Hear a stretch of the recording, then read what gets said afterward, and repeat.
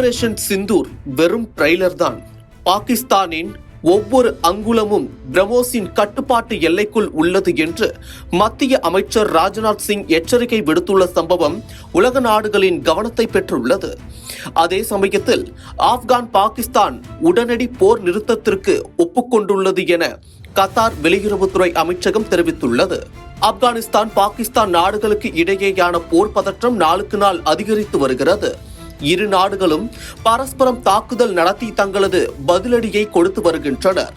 அதன்படி கடந்த 9ஆம் தேதி முதலில் ஆப்கான் தலைநகர் காபூலில் தெஹ்ரிக்-இ-தாலிபான் தலைவர் நூர் வாலியை குறிவைத்து நடத்திய தாக்குதலுக்கு பதிலடியாக கடந்த 11ஆம் தேதி ஆப்கான் நடத்திய தாக்குதலில் இரு தரப்பிலும் பலர் கொல்லப்பட்டனர். அதனைத் தொடர்ந்து வலுவான பதிலடி கொடுக்கப்படும் என்று பாகிஸ்தான் பிரதமர் ஷெபாஸ் ஷெரீப் சூளுரைத்திருந்தார். பின் கத்தார், சவுதி அரேபியா உள்ளிட்ட நாடுகள் தலையிட்டு பேச்சுவார்த்தை நடத்தியும் கடந்த 15ஆம் தேதி இரு நாடுகளும் மாறி மாறி துப்பாக்கிச்சூடு நடத்தியும் பீரங்கிகளை கொண்டும் தாக்குதல் நடத்தி கொண்டனர். மீண்டும் கத்தார், சவுதி அரேபியா உள்ளிட்ட நாடுகள் நடத்திய பேச்சுவார்த்தையில் உடன்பாடு எட்டப்பட்டதை அடுத்து பாகிஸ்தான் ஆப்கானிஸ்தானுக்கு இடையே 48 மணி நேரம் போர் நிறுத்தம் அமலுக்கு வந்தது.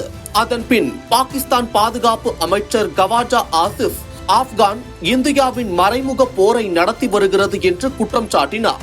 அதற்கு பதிலடியாக இந்திய வெளியுறவு அமைச்சகத்தின் செய்தி தொடர்பாளர் பாகிஸ்தான் அதன் உள்நாட்டு பிரச்சனைகளுக்கு அண்டைய நாடுகளை குறை கூறுவது அவர்களது பழைய வழக்கம் என்று கூறியிருந்தார்.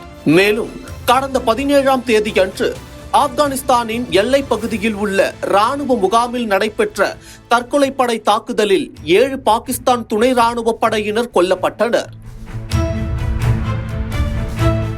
இந்த நிலையில்தான் பாகிஸ்தான் திடீரென நடத்திய வான்வெளி தாக்குதலில் ஆப்கானிஸ்தான் நாட்டைச் சேர்ந்த இளம் கிரிக்கெட் வீரர்கள் கபீர், சிப்கத்துல்லா, ஹாரூன் ஆகிய 3 உட்பட 10 பேர் உயிரிழந்துள்ள சம்பவம் அதிர்ச்சியை ஏற்படுத்தியது. இதற்கு கண்டனம் தெரிவித்து ஆப்கானிஸ்தான் கிரிக்கெட் வாரியம் பாகிஸ்தான், ஆப்கான், இலங்கையுடனான முத்தரப்பு தொடரை புறக்கணிப்பதாக அதிரடி முடிவையும் எடுத்தது.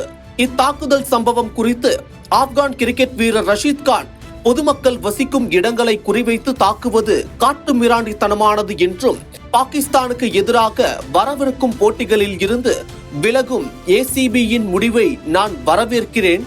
இந்த இக்கட்டான நேரத்தில் நான் எங்கள் மக்களுடன் நிற்க வேண்டும் என தனது கண்டனத்தை தெரிவித்திருந்தார். இந்த நிலையில் விழா ஒன்றில் இந்தியாவுடனான மோதல் குறித்து பேசிய பாகிஸ்தான் ராணுவ தளபதி ஃபீல்டு மார்ஷல் சையத் அசீம் முனீர், அணுசக்திமயமான சூழலில் தற்போது போருக்கு இடமில்லை, அதே சமயம் தங்கள் மீதான தாக்குதலுக்கு பாகிஸ்தான் பதிலடி கொடுக்கும் என ஆபரேஷன் சிந்தூர் தாக்குதலை குறிப்பிடாமல் அவர் பகிரங்க எச்சரிக்கையை விடுத்தார். உத்தரப்பிரதேச மாநிலம் லக்னோவில் உள்ள பிரம்மோஸ் ஏவுகணையின் உற்பத்தி மையத்தில் பிரம்மோஸ் ஏவுகணைகள் வெற்றிகரமாக தயாரிக்கப்பட்டு இந்திய ராணுவத்துக்கு ஒப்படைக்கும் நிகழ்ச்சி நடைபெற்றது. அப்போது பேசிய பாதுகாப்புத்துறை அமைச்சர் ராஜ்நாத் சிங், பிரம்மோஸ் வெறும் ஏவுகணை அல்ல, அது இந்தியாவின் உள்நாட்டு வலிமைக்கு ஒரு சான்றாகும். பிரம்மோஸ் நமது ராணுவம், கடற்படை மற்றும் விமானப்படையின் முதுகெலும்பாக மாறியுள்ளது. பாகிஸ்தானின் ஒவ்வொரு அங்குலமும் பிரம்மோஸின் கட்டுப்பாட்டு எல்லைக்குள் உள்ளது. ஆபரேஷன் சிந்தூர் வெறும் ட்ரெய்லர் தான். ஆனால் அந்த ட்ரெய்லரில் கூட இந்தியாவின் திறன்களின் அளவை பாகிஸ்தானுக்கு உணர்த்தியது. இந்தியா பாகிஸ்தானை உருவாக்க முடிந்தால் அது வேறு என்ன செய்ய முடியும் என்பதை நான் மேலும் விவரிக்க வேண்டியதில்லை என சூசகமாக கூறி எச்சரிக்கை விடுத்தார். தற்போது ஆப்கான் பாகிஸ்தான் இடையேயான எல்லை மீறிய தாக்குதல்கள் உடனடி நிறுத்தத்திற்கு ஒப்புக்கொண்டுள்ளதாக கத்தார் வெளியுறவுத்துறை அமைச்சகம் தெரிவித்துள்ளது. ஏற்கனவே 48 மணி நேரம் போர் நிறுத்தம் அறிவிக்கப்பட்ட நிலையில் பாகிஸ்தானின் தாக்குதலால் 3 கிரிக்கெட் வீரர்கள் உட்பட 10 பேர் கொல்லப்பட்டதை தொடர்ந்து இந்த உடனடி போர் நிறுத்தம் அறிவிக்கப்பட்டுள்ளது. அது மட்டும் இல்லாமல் கத்தார் நாட்டின் தோஹாவில் நடந்த பேச்சுவார்த்தையில் 48 மணி நேரம் போர் நிறுத்தம் ஒப்பந்தத்தை மீறியதாக பாகிஸ்தான் மீது ஆப்கான் குற்றம் சாட்டியது. அதேபோல் சமீபத்தில் ஆப்கான் எல்லை பகுதியில் நடத்தப்பட்ட தாக்குதல் பாகிஸ்தான் தாலிபான்களுடன் தொடர்புடைய ஒரு குழுவை குறிவைத்து நடத்தப்பட்ட தாக்குதல் என பாகிஸ்தான் தரப்பில் தெரிவிக்கப்பட்டுள்ளது. தற்போது ஆப்கான் பாகிஸ்தான் இரு நாடுகளின் பாதுகாப்பு மற்றும் நாட்டின் நிலைத்தன்மை கருத்தில் கொண்டு உடனடி போர் நிறுத்தத்திற்கு ஒப்புக்கொண்டுள்ளது என்றாலும் பாகிஸ்தான் இந்தியாவை எச்சரித்திருப்பதும் இந்தியா பாகிஸ்தானை எச்சரித்திருப்பதும் ஒருவித பதற்றத்தை ஏற்படுத்தியுள்ளது.